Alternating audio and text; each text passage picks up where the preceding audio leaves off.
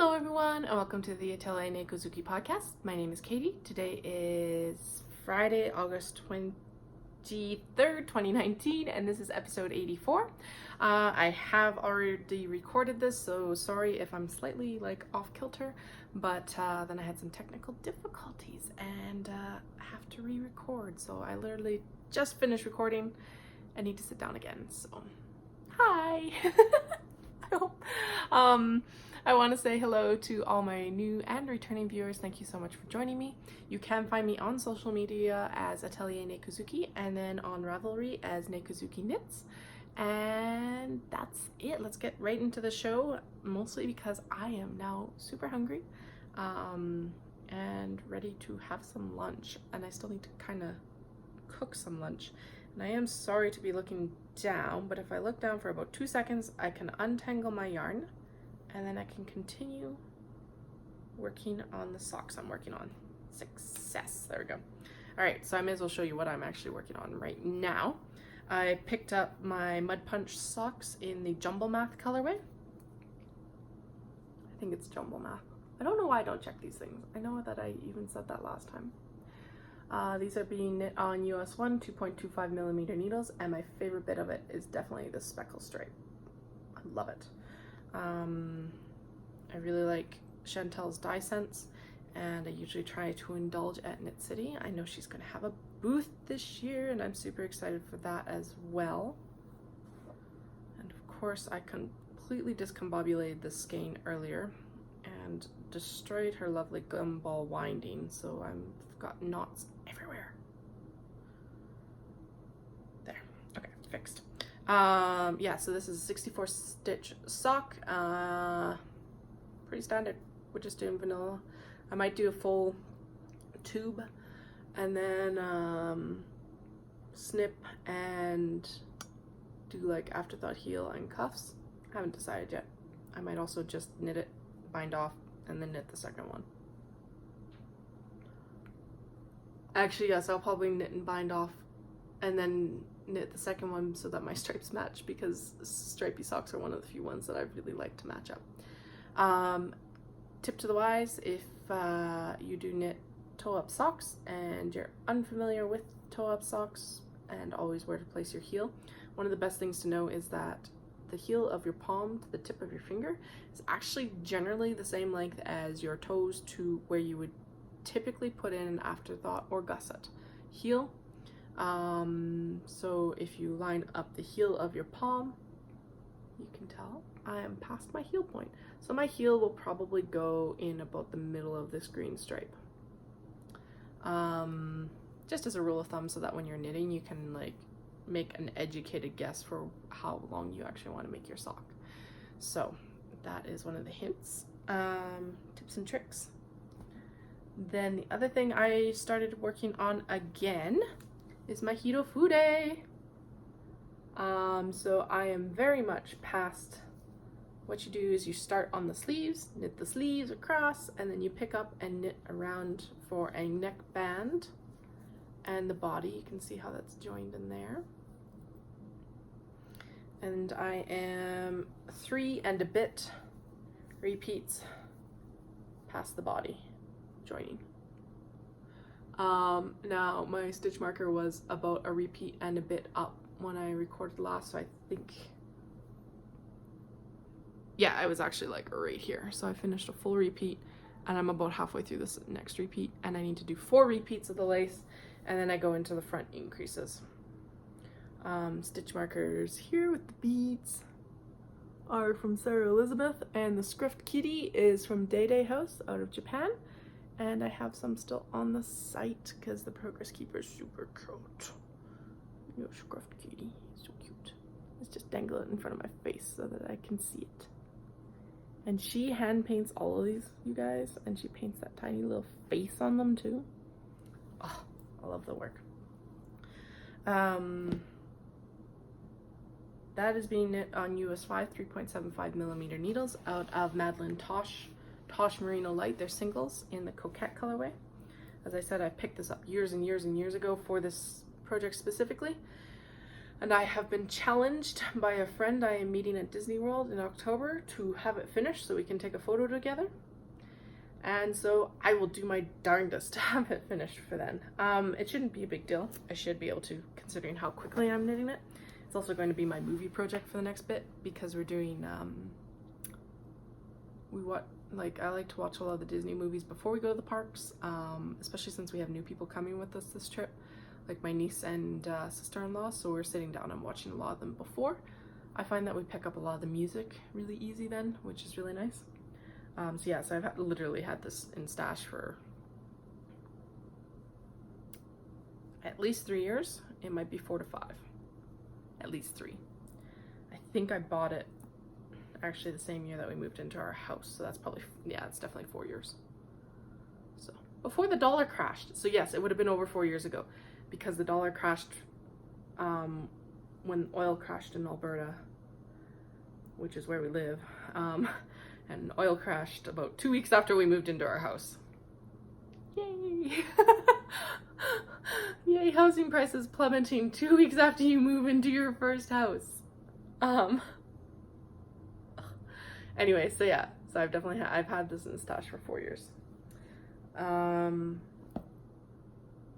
I will talk about that in a minute too, because I do have a way of doing my decreases so that they line up nicely, and I remember going on a whole long ramble about it in the last one, and I will do it when I show you my finished object. Ooh, that failed.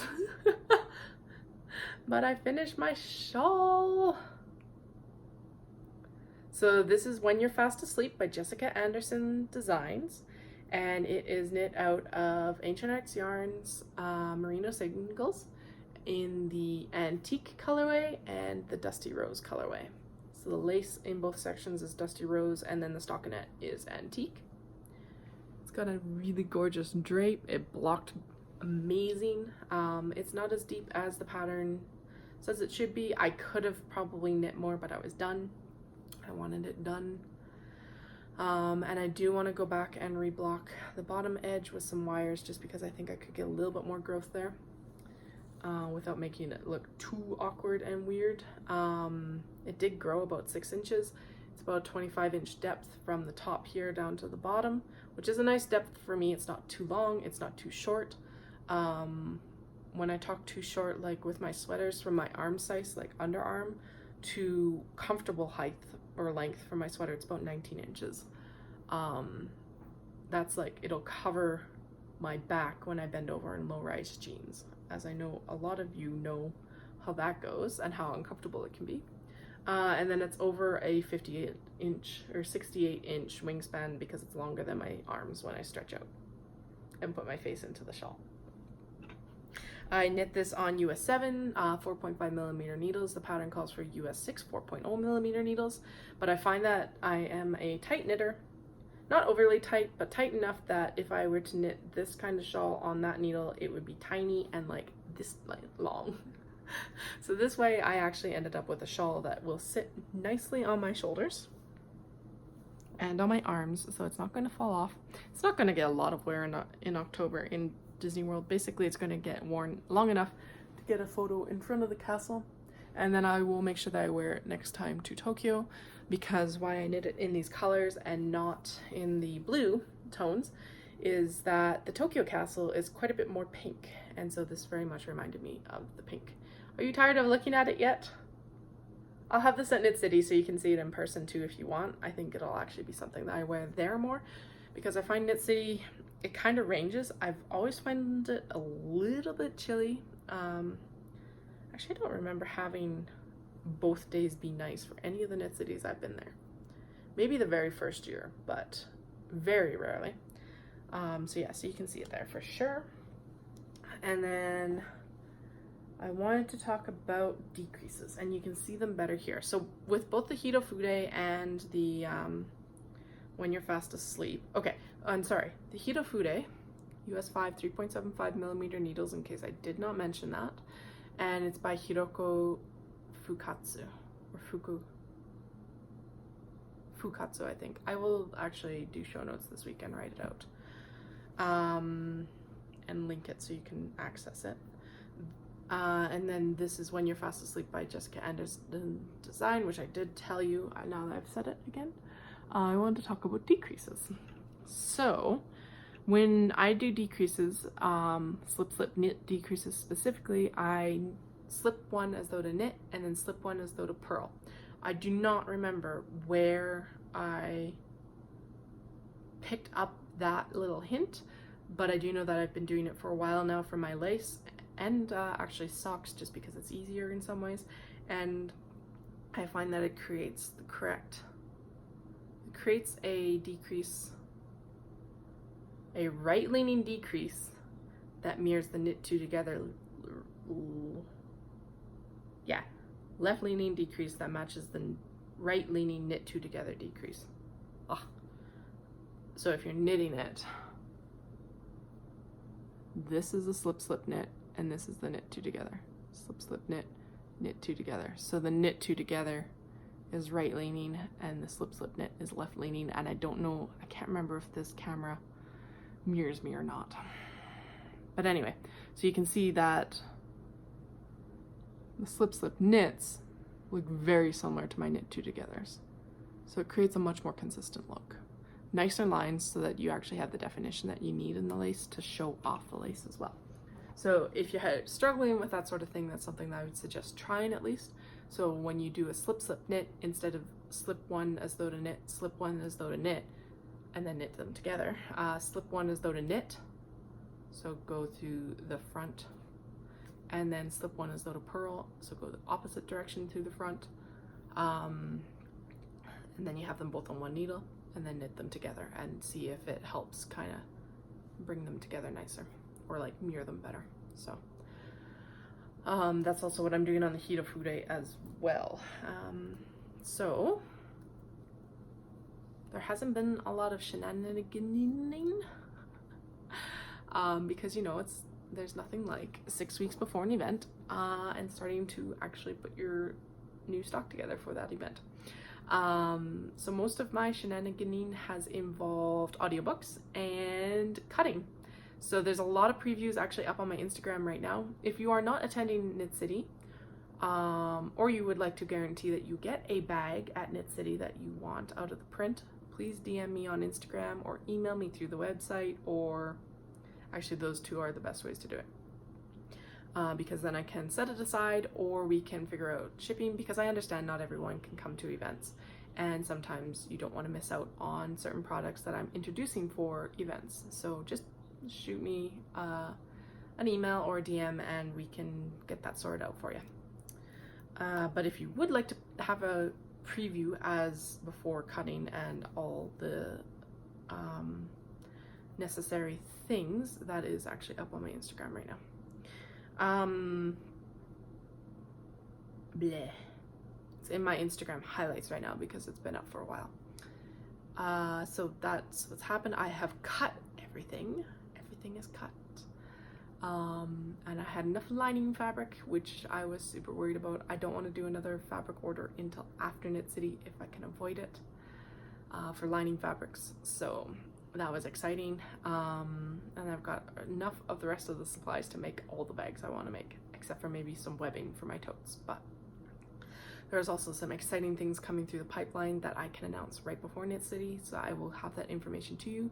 I will be doing a special episode for preview, and I will make that announcement with that episode right before Knit City. So keep your eyes peeled for that. That'll probably be the Wednesday right before Knit City, because that's the easiest time right before I post stuff. And or right before we leave and I have to pack all the things to go to Knit City. Super exciting small business thing was I actually am going to be adding my barcode, or a barcode system, to the selling aspect of Knit City, because Dallas will be coming with me, so he doesn't know all the names, and heck, half the time I don't know all the names of my products, because I do like to add whimsical names to my fabric patterns. So there will be a barcode system this year, and so that'll make it super easy for you and for me to sell the things, and for me to find the things. So hopefully the stock like I'll have less misstocks as well when I return. It's also a good way to check for misstocks right now, because I'll have to go through and make sure I have all the products before I actually put barcodes to them. So there's that. And then what else is happening? Listening. So I finished listening to All the Crooked Saints by Maggie Stiefvater. Really enjoyed it. I really enjoy her series. This one was no exception. And then what was the other one? I started and am nearly finished. I think I have like 11 minutes left. I should have finished it before I started the podcast, but I wanted to get this recorded. So I'm listening to The Mermaid by Christina Hardy, I believe. I know her last name starts with an H, and so enjoying that. It's been on my to be read list for years, and I'm actually kind of upset with myself that I haven't listened to it like recently, or I didn't listen to it sooner or read it sooner. I think I like it enough that I might actually buy it as well. Like, I really like it. So like I've had 2 really good books in a row. I was also listening to Skylark by Megan Spooner, another one that's been on my list for a while, and I was really enjoying it, but I did find that I wasn't able to keep track of some of the story elements, and it's one of those ones where I feel like you have to keep track of what's going down. So I'm going to read that one instead, because I think I'll be able to, because I can only really read and knit at the same time, I can keep myself more focused. Whereas when I'm listening, a lot of the time I'm doing housework, or I'm cutting, or I'm sorting things out, and I don't always like fully listen to the story.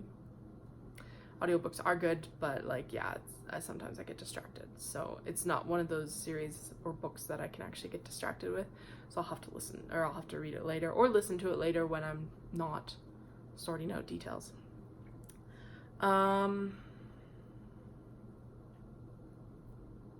That's it.